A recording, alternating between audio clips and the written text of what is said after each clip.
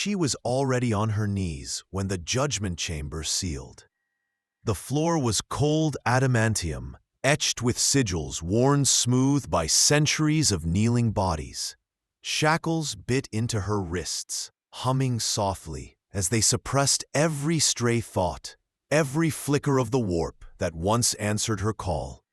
She did not look up. She did not need to. She could feel them, their presence heavy and absolute. Judges who did not debate, did not hesitate, did not forgive. This was not a trial. This was the moment after all arguments had already failed. She had known this hour would come. From the first whisper, the first secret thought she should have burned away. She had understood how the Imperium dealt with corruption. The catechisms were clear. The penalty was fire. If not fire, then the bolt. If not the bolt, then the blade. At worst, the lobotomist's tools. Her mind hollowed, her body repurposed into something useful and unthinking. These were horrors, yes, but they were familiar horrors. They ended. Death, even stripped of dignity, was still an ending. Chains tightened as a robed official began to lead. His voice was thin, precise, utterly without emotion. Charges were listed not as sins, but as failures of containment. Unauthorized knowledge, warp exposure, psychological deviation, confirmed taint. Each word landed with ritual finality. She listened carefully, because this was the last thing the Imperium would ever say to her as a person. After this, she would become something else. She waited for the sentence she had been preparing herself to hear since the moment she was taken. Her mind raced ahead of the words, imagining the sensations she would soon feel. The furnace heat blistering skin, the instant annihilation of a bolt round, the screaming metal of surgical implements as her thoughts were peeled away. She told herself she would not beg. She told herself she would not scream. She told herself that when the end came, she would meet it as a servant of the Imperium should. Silent, obedient, forgotten. The voice paused. In that pause, she felt something unexpected bloom in her chest. Not hope, she had killed that long ago, but anticipation, the sharp, clean terror that comes just before pain. Just before release. Her breathing slowed, her muscles steadied. Whatever came next would be quick. Whatever came next would finally be over. She is not to be executed. The words fell into the chamber and did not echo. For a heartbeat, she did not understand them. Her mind rejected their meaning, tried to rearrange them into something sensible. Not executed? That was not mercy. That was not procedure. That was wrong. Relief surged up instinctively and died just as fast, strangled by the sudden, absolute silence that followed. No prayers were spoken. No seals were broken. No weapons were raised. The chamber remained still, as if the Imperium itself was holding its breath. She lifted her head despite herself. No one met her eyes. The judges did not look at her as a condemned soul spared, but as a misfiled object being redirected. Fear, colder and deeper than anything she had imagined, crept into the space where relief had tried to live. If they were not killing her, then the punishment waiting for her had no name she recognized.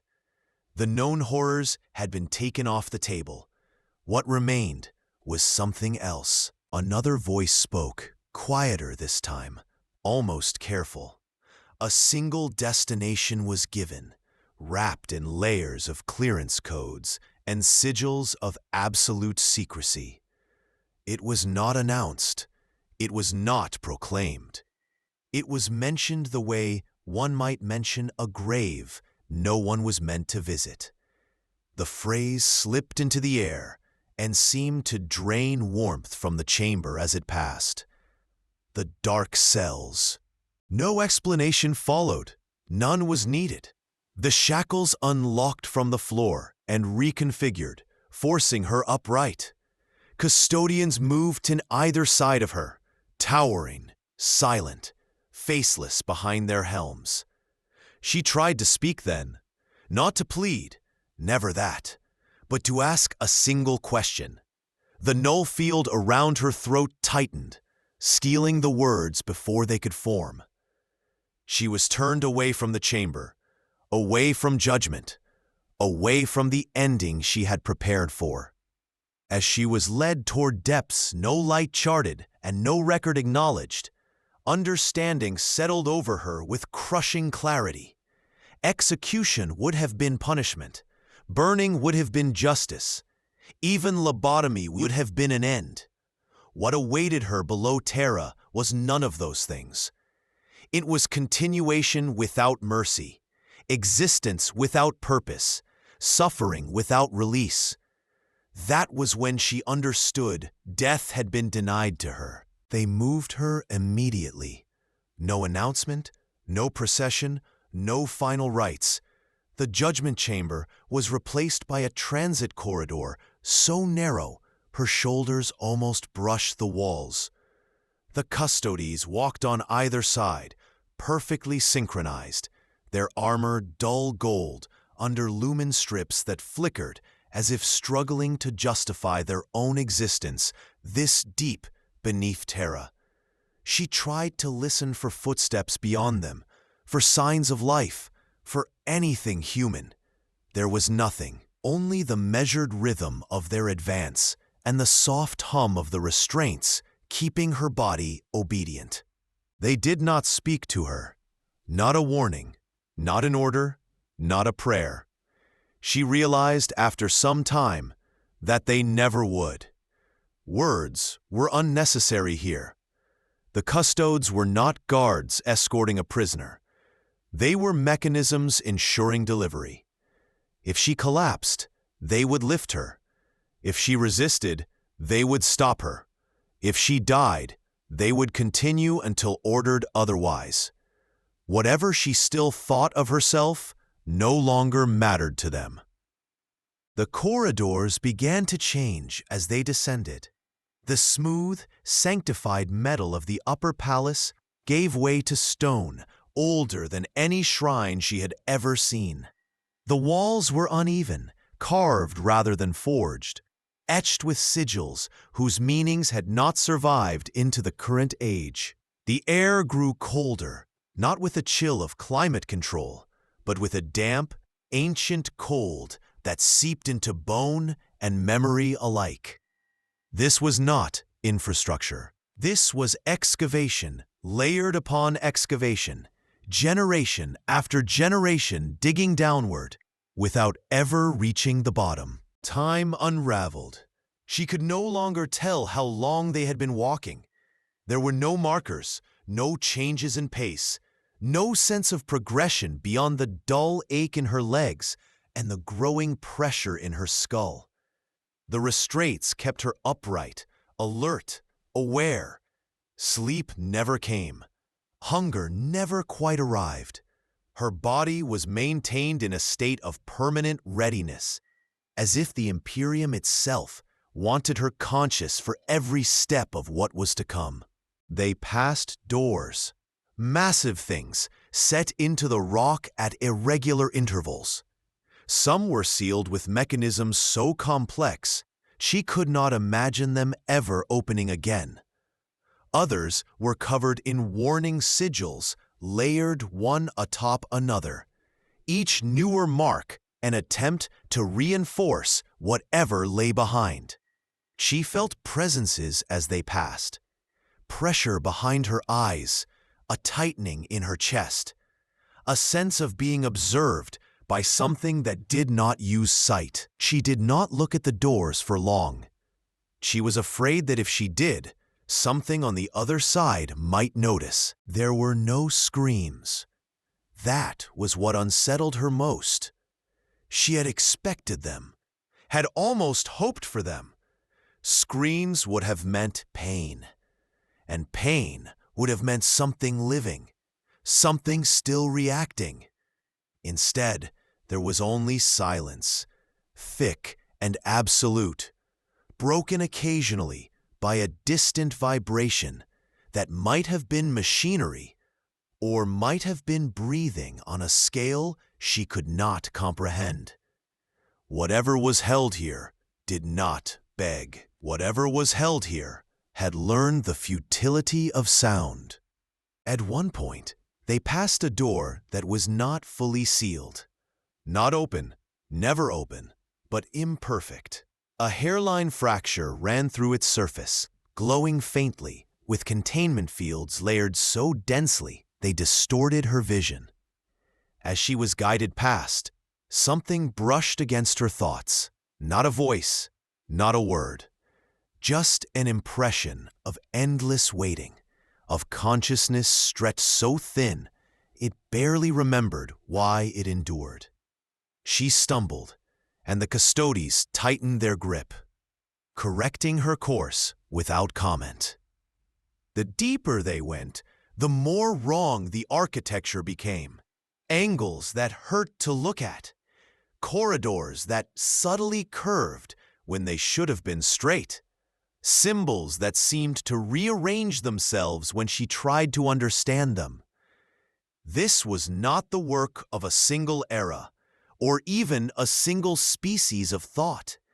This place had been added to, sealed, forgotten, rediscovered, and buried again so many times that intention itself had eroded. What remained was function without empathy. She realized then that they were no longer beneath the palace in any meaningful sense. They were beneath history, beneath recorded law, beneath the version of the Imperium that spoke of duty and sacrifice and protection. Down here, there were no citizens to defend, no faith to uphold. There was only containment, only prevention, only the cold calculus of survival, stripped of every comforting lie. As they finally slowed, as the corridor widened into something that could no longer be mistaken for a passage meant for the living, understanding settled over her like a shroud. This place had not been built in response to her crime. It had not been created for justice. It existed long before her, waiting patiently for beings like her to give it purpose. This place was built before the Imperium learned mercy. They never spoke her name again. If it still existed in some archive, it was no longer attached to her body. The moment she crossed the threshold into processing, identity ceased to be relevant. She was guided into a chamber that felt less like a room and more like a surgical cavity carved into the world itself. The custodies released her without ceremony and stepped back, becoming statues of gold and threat. She waited for an order that never came. Instead, mechanical arms unfolded from the walls, precise and impersonal, already calibrated to a form she no longer owned. Her restraints disengaged in stages. Clothing followed, peeled away layer by layer without hesitation or shame.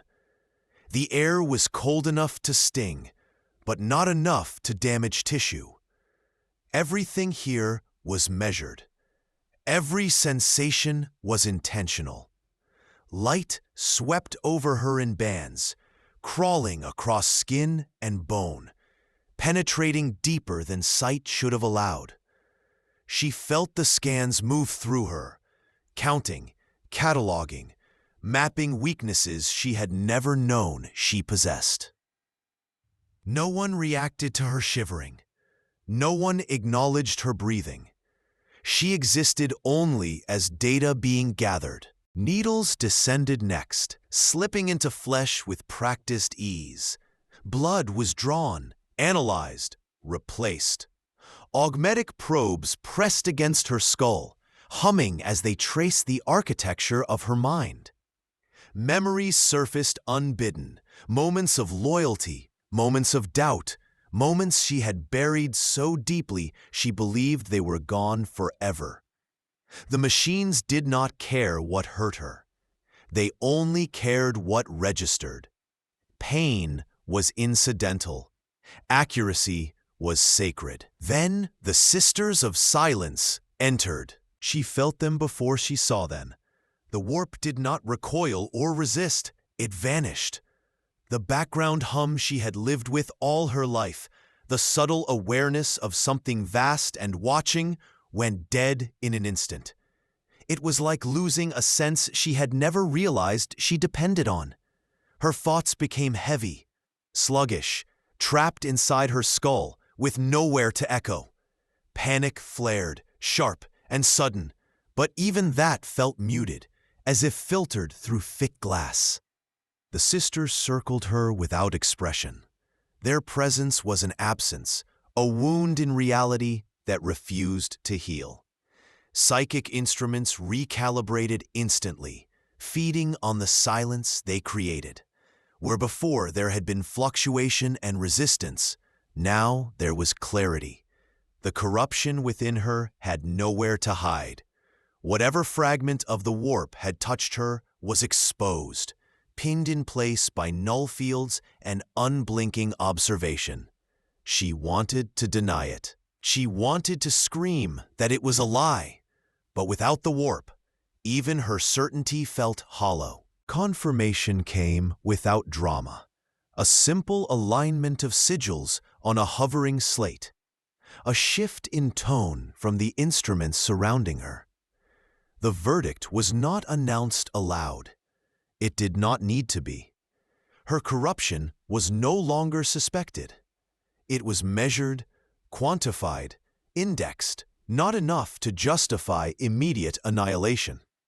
Not unstable enough to risk destruction. Dangerous, yes, but controlled. Useful. The worst possible category. She waited for the sentence to follow. For fire. For the blade. For the end she had already been denied once. Instead, one of the custodes stepped forward and pressed a rune into the slate. The symbol that appeared was stark, unadorned, and final. It did not mean guilty. It did not mean condemned. It meant retained. Contain. The word did not echo, but it settled into her with unbearable weight. Around her, processes shifted smoothly to accommodate the decision. Restraints returned, stronger than before. Life support protocols initialized. Safeguards layered upon safeguards, not to preserve her dignity, but to ensure continuity. She was being prepared not for death, but for duration, however long that might be. They did not look at her as they finished. To look would have implied recognition. She was wrapped in fields and classifications, reduced to a problem that had been solved well enough to shelve. As she was guided toward whatever waited next, understanding came with brutal clarity. The Imperium had made its choice. She was no longer a soul to be judged, nor an enemy to be destroyed.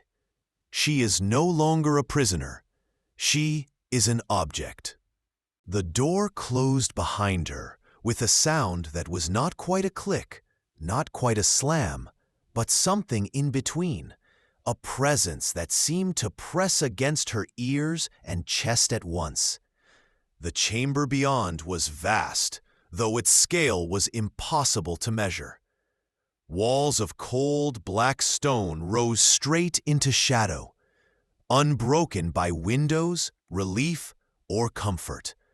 Every surface absorbed sound and light, leaving her senses unmoored. Even the faint glow of emergency lumens was filtered, fractured, and dull. Nothing reflected. Nothing responded.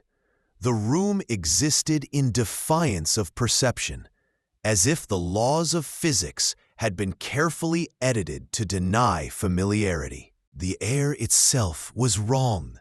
It pressed against her lungs in a rhythm unrelated to her own heartbeat, heavier than gravity should allow, and yet devoid of smell, devoid of life. Temperature was constant, sterile, controlled, unfeeling. Every breath reminded her of her own bodily presence, but none of it was her own. A hum of null energy, subtle and omnipresent, vibrated through the floor and walls, negating every trace of psychic resonance. The warp's touch had been severed completely. There was no channel to pray through, no echo of divine whispers, no psychic feedback. Her thoughts bounced off empty walls with no resonance, no guidance, no mercy. Fields of containment ran unseen in grids across every square centimeter. Invisible wards shimmered faintly when she moved her hands, patterns of energy so dense that even the simplest gesture caused her awareness to throb. It was not pain she felt from them. Pain would have been acknowledgement, but a quiet, relentless suppression, as if her very essence had been put on hold. Muscles ached, not from strain, but from enforced vigilance, posture corrected without thought, limbs subtly constrained to prevent excess motion. Every natural impulse, breath, stretch, blink, was regulated, measured, diminished. Sleep did not come, not fully. Rest was possible only in fragments, shallow naps where awareness lurked at the edges. Dreams, when they appeared, were interrupted by the silent, implacable machinery of the room. Her mind reached for narrative, for memory, for something to cling to in the darkness, but the null fields flattened it all. Nothing lingered long enough to comfort. Nothing returned long enough to terrify. It was a liminal existence, a repetition of consciousness without relief, without closure, without reprieve. Even thought itself became a form of labor. To focus, to will, to question or pray was to expend energy she did not know she possessed. Each attempt was met with nothing. Not denial, not contradiction, but a vacuum of response. She raised her hands to call for aid, to curse, to acknowledge the presence of the sisters or the custodies, but her voice was swallowed before it formed. It was the most intimate punishment of all, the sense of being alive, aware, and utterly impotent. She tried to pray. A fragment of old faith, a plea whispered in the dark, but there was no resonance. The warp did not answer. The Emperor did not answer. No god, daemon, or spirit stirred in recognition. It was as if the cell itself were alive, not as a creature of will, but as a cage of absolute negation. Her spirit, once resilient, felt itself fragmenting under the weight of this unbroken silence. And yet she endured. She could not help but endure. Movement, thought, breath, all continued in measured monotony. Awareness stretched endlessly across hours, days, maybe years, though time itself had become meaningless. It was not violence that held her here. It was stasis, suppression, the quiet erasure of response. And yet she endured. She could not help but endure. Movement, thought, breath, all continued in measured monotony.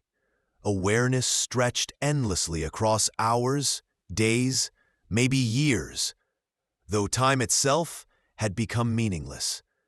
It was not violence that held her here. It was stasis, suppression, the quiet erasure of response. Then she understood, slowly, crushingly. The cell was not meant to break her quickly. It was not built to deliver agony that ended. There was no climax, no resolution, no release. The architecture, the fields, the wards, the silence, they were designed to preserve her, to hold her, to enforce existence without escape. The dark cell was eternal. The Imperium did not intend to kill her or to punish her in the way she understood. It intended to keep her forever. The first days were not measured in hours or minutes, only in sensations and absences. Food arrived at intervals she could not predict, placed silently on a recessed tray that slid into her cell without a custodian or voice to announce it. She ate mechanically, chewing on stale rations and drinking water that was cold but clean, sterile enough to avoid taste. There was no gratitude, no recognition, no sign that her survival was noticed. Hunger, once a motivator, became a background hum, another part of the monotony she could not escape. Medical attention came with the same impartiality. Instruments hovered, scanning, injecting, adjusting, repairing. She had no idea how long she had been broken and remade. There was no human hand to soothe her, no comforting word to soften the precision of the procedures. Pain was recorded, not felt. Her body responded to treatment without emotion. Muscle and bone, aligned by protocols older than any language she knew. In this place, even kindness was dangerous, so it did not exist. She was maintained as a tool, calibrated, stabilized, returned to the same empty floor to endure another cycle. Time ceased to hold meaning. The cell offered no indication of day or night, no sunrise to mark passage, no clock to measure reality. She counted breaths. She counted heartbeats. She counted the pulse of the null fields around her. Hours blended into days, days into weeks, and each cycle felt like the first she had ever experienced. Her mind, desperate for rhythm, tried to impose its own order, but the suppression within the chamber smoothed her attempts into nothingness. Sleep, when it came, was shallow and fragmented, as if the world itself refused to grant reprieve. She tried to scream. Her voice cracked against the invisible walls, but no sound traveled, or if it did, no ear existed to receive it. She called for mercy, for acknowledgement, for the barest confirmation that she was alive and seen. Nothing responded. Even echoes were denied her. The silence was absolute, an extension of the null fields and wards, unbroken, unyielding. In the absence of reaction, terror became a companion, creeping into every thought, every movement, every fleeting memory she clung to for stability. She prayed. She whispered apologies into the void, seeking forgiveness for sins that had already condemned her, seeking absolution from powers that once listened. Yet no warmth answered. No presence returned. The warp, her faith, and even her own conscience seemed erased by the architecture around her. She felt herself shrinking, not in body, but in spirit, as her attempts to reach beyond the cell were consistently nullified. The effort became exhausting, repetitive, meaningless. But she could not stop trying. Slowly, a terrible understanding settled over her. The Imperium had no need for punishment.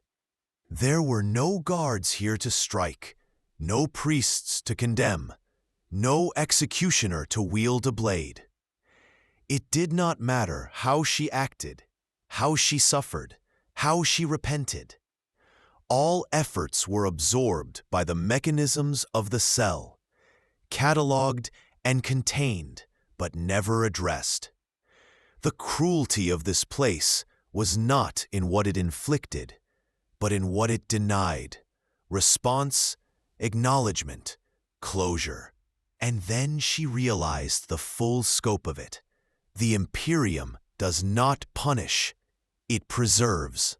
Psychic instruments descended silently, their hum low and constant, threading through the chamber like invisible fingers. She did not see them approach. She only felt the first tug at the edges of her mind, subtle at first, like a breeze brushing against a darkened lake. Then the pull strengthened, insistent, unyielding. Memories began to slip through the invisible sieve without permission. Faces she had trusted, oaths she had sworn, victories and failures, all peeled away, catalogued, and discarded by the instruments, as if she were nothing more than a library being reorganized by a mind she could not comprehend. She tried to resist, grasping at recollections like they were strands of rope, but resistance only made the pull sharper. Her past loyalty, her service, the countless moments she had dedicated to the Imperium, none of it mattered. Every act of devotion was irrelevant. The instruments did not care whether she had served well or faltered. They only recorded, measured, and quantified. Every thought that rose unbidden was mapped, indexed, and filed in ways that left no trace of meaning for her. A whisper threaded through the edges of her consciousness. She recognized it immediately as a fragment of chaos, faint and insidious.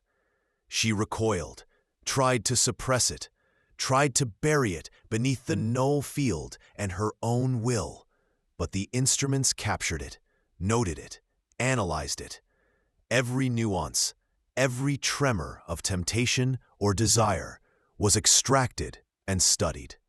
The whispers that had once promised power and freedom became data points, evidence for a study she could neither influence nor comprehend. The custodes moved silently around her, observing like scientists, their gold armor dull under the filtered light. They spoke no words, offered no comfort, and gave no judgment. They merely watched, noting reactions, recording outcomes. Each subtle twitch, each flicker of fear, each moment of defiance or despair was logged. She understood that she was no longer being treated as a sentient being. She was an experiment, a subject under scrutiny, a phenomenon to be dissected without incision. The hours stretched endlessly as psychic tendrils probed deeper, unearthing memories she had buried even from herself. Childhood oaths, forgotten names, moments of joy and despair. Everything became analyzable, usable, preservable. Even attempts at self-deception, every lie she had told herself to survive, were stripped away by the methodical extraction. It was meticulous, absolute, and terrifying. Finally, as the process slowed, clarity settled over her like ice. The instruments retracted slightly, but the custodes remained, their eyes unreadable behind polished visors. She had expected judgment, maybe mercy, perhaps even death. What she found instead was something far colder, far more absolute. No verdict, no execution, no absolution. Only observation, only extraction, only the documentation of her corruption in precise detail. They weren't trying to save her. They weren't trying to punish her. They were studying corruption itself. Through the thin walls of her chamber, she began to sense them. Not clearly at first, not in shapes or words, but as presences that pressed against her awareness. No sound traveled, not screams, not cries, not even whispers. Only weight, an oppressive density that seemed to warp the air around her. Each presence carried its own timeline, each heavier than the last. Some were impatient, others indifferent. Some so old that she felt the echo of centuries folding over themselves.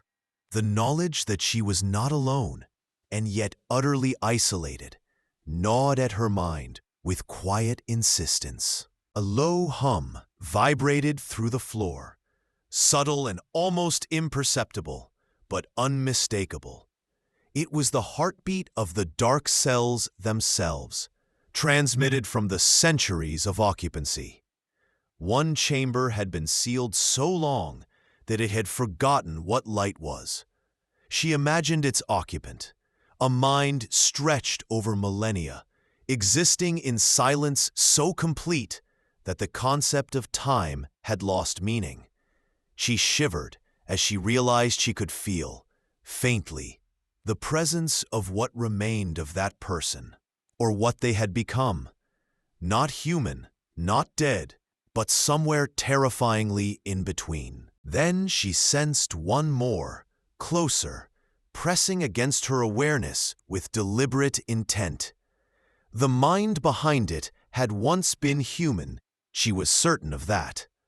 The faint memories of laughter, fear, and hope swirled faintly, overlaid with something alien, something warped by endless containment. The presence pulsed with pain, so precise that she felt it as a vibration beneath her ribs. Not the immediate pain of flesh, but the slow disappointment, infinite agony of awareness stretched across incomprehensible time. A voice reached her, though no lips moved and no sound passed through the air. It was mental, subtle, desperate. She recoiled instinctively. It did not beg for release. It did not plead for mercy. It did not ask for salvation. All it wanted was the release of death. A single thought: let me die. The cell had denied that final act, preserving its occupant beyond suffering, beyond hope, beyond the very laws of life itself. It was a soundless scream that haunted her more than any audible cry could have. She thought of her own fate in comparison. The null fields, the suppression, the absolute silence of her own cell suddenly seemed part of a larger design. This was not merely punishment or containment for her. It was the infrastructure of the dark cells themselves, a place where the Imperium stored what it could neither trust nor destroy. She felt the weight of the others pressing against the edges of her mind, a chorus of suspended souls maintained by design, not chance. Finally, a terrible clarity settled over her. She understood the scale of the dark cells, the magnitude of what had been preserved, and the reason for such measures. These were not mistakes, not hidden experiments, not accidental survivors. They were deliberate. Every presence, every mind, every impossible existence had been calculated and maintained. And if the cells were ever opened, unleashed, or disturbed, the horrors contained within could spread unchecked. Beyond comprehension, she understood why the dark cells must never be opened. The realization did not come all at once. It crept in slowly, assembling itself from fragments she could no longer ignore. There had been no mention of review, no conditional phrasing, no ritual language that implied an end. Everything done to her was permanent by design. The cell was not temporary housing. The procedures were not preliminary. There was no schedule for reassessment because reassessment was unnecessary. From the moment her file had been marked, her future had been decided with absolute finality. She tested the idea again and again, turning it over in her mind as if repetition might reveal a flaw. Prisoners were released. Even servitors had an end when their usefulness expired. Execution was always an option in the Imperium, swift and merciless. Yet nothing here pointed toward any of those outcomes. The systems maintaining her did not degrade. The wards did not weaken. The routines never changed. Everything about the dark cell assumed infinite duration. It was built around the certainty that she would remain exactly where she was. Forgiveness, she realized, had never been part of the equation. The Imperium did not forgive corruption. It categorized it. Redemption was a story told to the faithful to keep them obedient. Down here, faith had no function. Even repentance was meaningless, because repentance implied a moral listener. The dark cells did not listen. They recorded, contained, and sustained. Whatever guilt she carried was irrelevant. Whatever loyalty she had once proven was already erased. She was not damned. She was archived. Execution would have been simpler, cleaner. It would have acknowledged her as a threat that could be ended. But she was not a threat in that way. She was stable, predictable, useful. Her corruption was controlled, her suffering consistent, her existence a constant variable in equations far beyond her understanding. The Imperium had weighed the cost of her death against the value of her continued endurance and chosen accordingly. That choice had nothing to do with justice. As this understanding settled, something inside her broke, not loudly, not dramatically, but completely. Hope did not die. It was rendered obsolete. Resistance did not fail. It was deemed unnecessary. The routines continued, the cycles repeated, and she moved through them with the hollow clarity of something that knew the truth and could no longer pretend otherwise. She was not waiting for an ending. There was no ending scheduled for her. She finally understood what the dark cells truly were. Not a prison, not a place of punishment, a resource, a vault where suffering was refined into something useful, something measurable. Her fear, her endurance, her slow erosion over time, all of it served a purpose that justified her continued existence. She was not alive because she deserved to be. She was alive because her condition benefited the Imperium. Her pain was now Imperial property. Time lost all meaning. Days and nights had never existed in this place, but now, even the memory of hours seemed irrelevant. The cycles of sustenance, monitoring, and psychic examination continued uninterrupted, stretching into a rhythm she could not name. Sometimes she thought decades had passed, sometimes centuries. There was no reference point, no calendar, no voice to remind her that she was still human, still alive. She existed only in measured moments that repeated endlessly, like a record stuck on a single note, vibrating through the halls of the dark cells. Her body endured through mechanisms she could not see. Nutrients were infused directly into her veins. Muscles were stimulated to retain function. Bones and tissue repaired themselves automatically.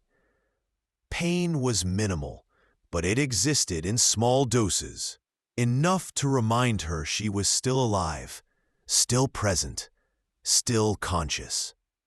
Each morning, or whatever passed for a morning, She awoke in the same sterile chamber, unchanged, yet heavier, older, and less certain of her own identity. Every movement was both habitual and unnatural, dictated by fields, protocols, and invisible hands she could feel but never touch. Her mind, however, suffered differently. The constant psychic surveillance, the suppression of emotion, and the absence of the warp gnawed at her thoughts.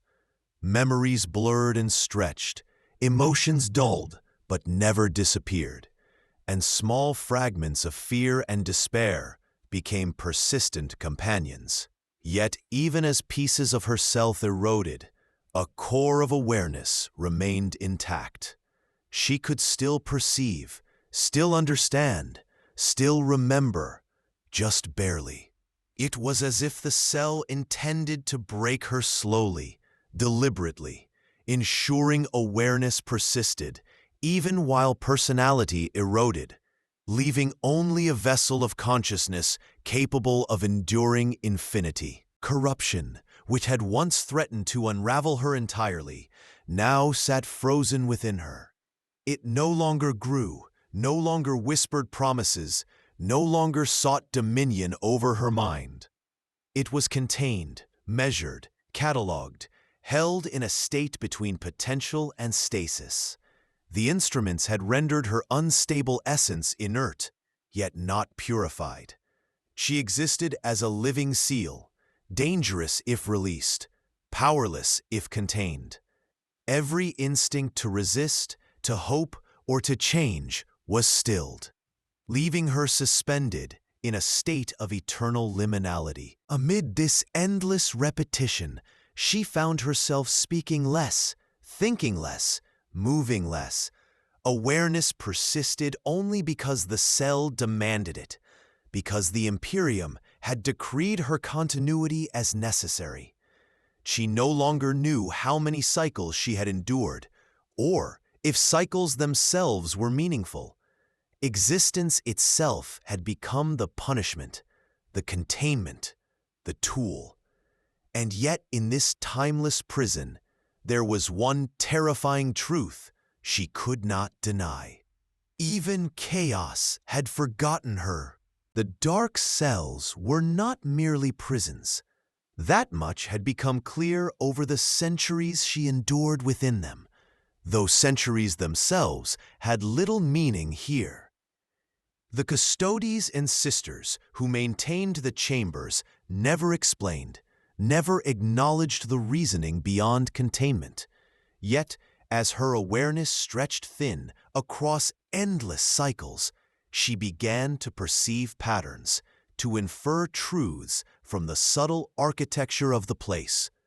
Doors sealed beyond comprehension, wards layered upon wards, fields of energy designed not to punish, but to preserve.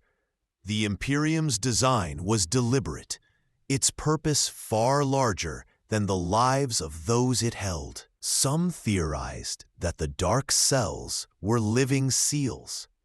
Prisoners were maintained as anchors, their very existence holding something greater in check. Beings too dangerous, too chaotic, too incomprehensible to destroy were restrained indirectly, their energies bound by those whose suffering could be measured, catalogued, and preserved. The concept was horrifyingly elegant. A human, or what had once been human, becoming the linchpin that prevented annihilation on a scale she could scarcely imagine. She shivered as she realized she was one such linchpin. Her life, her awareness, her agony was a tether keeping something beyond her comprehension at bay. Another theory suggested that the dark cells served as psychic anchors, stabilizing the warp in ways the Imperium could not risk leaving unguarded. Her mind, her corruption, her memories, all had been dissected, analyzed, and preserved precisely because they contributed to a pattern that restrained excess, chaos, and the encroachment of forbidden energies. Every fragment of her personality, every suppressed impulse, every thought, once her own, now played a role she could never have consented to but could not escape. She was a cog, a node, a stabilizer, and every moment of her suffering strengthened the lattice, keeping the Imperium itself intact. Others whispered darker possibilities, weapons of last resort. Prisoners like her were kept alive not only to contain danger, but to be used should the Imperium ever face threats too massive for Titans, too cunning for the Inquisition, too overwhelming for even the Adeptus Astartes. A psychic, trained and maintained under nullfields and wards, with corruption frozen but never gone, could become a weapon if circumstances demanded. Her existence was preparation, her endurance rehearsal, her pain insurance for a galaxy that demanded perfection, even from those it deemed unworthy. The most unbearable truth, however, settled over her consciousness like lead. Her very survival prevented something worse. If she died, if her essence were released or destroyed, the balance of forces she had unknowingly anchored would shift. The wards would fail, the seals would weaken. The consequences were unthinkable, stretching across Terra itself, radiating outward to countless systems and billions of lives. Her death would not be mercy, it would be disaster, and the Imperium, pragmatic as ever, could not permit that. She understood now why none of the horrors she had imagined mattered. Execution, lobotomy, burning. These were simpler, easier paths, yes, but they were insufficient for a purpose as vast as the Imperium's calculus. Every protocol, every ward, every nullfield and psychic restraint was designed to maintain her existence indefinitely. She had once believed she was a prisoner. She had once feared punishment. But she was not meant to be broken, nor judged, nor freed. She was meant to endure. That is why they didn't kill her. It happened without warning, without ceremony, without any change in the endless routine that had defined her existence for so long. There was no signal, no shift in the null fields, no heralding sound to announce significance. The cell was as it had always been, silent, suppressive, eternal. And then, for the first time since her arrival, something changed. A presence moved closer than observation distance. Not instruments, not automated systems. A will. The custody stood beyond the threshold of her perception, yet she felt the attention settle on her like weight. It was different from surveillance, different from study. It was deliberate, focused. Centuries, or something like centuries, of isolation had trained her to recognize patterns instantly. And this was new. She did not move. She did not hope. She simply waited, because waiting was all she had ever been permitted to do. The voice came through the suppression like a blade through still water. One sentence, no amplification, no ritual cadence, just truth, delivered with the same precision used to seal doors and end wars. It confirmed what she already knew but had never been allowed to hear spoken. She would not be released. There would be no review, no reversal, no absolution waiting beyond endurance. Her suffering was not accidental. It was necessary. It served a purpose that justified its continuation forever. The sentence ended. Nothing followed. She absorbed it without reaction. No tears formed. No sob escaped her throat. Screaming had long ago proven useless, and grief required an audience. Her breathing remained steady, regulated by systems older than empires. Inside her, something settled, not peace, not acceptance, but alignment. The final uncertainty had been removed. There was no longer any question about why she existed or what her future held. Purpose, however cruel, had replaced ambiguity. The custodies withdrew. The presence faded. The cell returned to its endless equilibrium. She did not cry. She did not scream. This record was never meant to be heard. It was not written for confession, nor for warning, nor for mercy. It exists only because the Imperium documents everything it cannot destroy.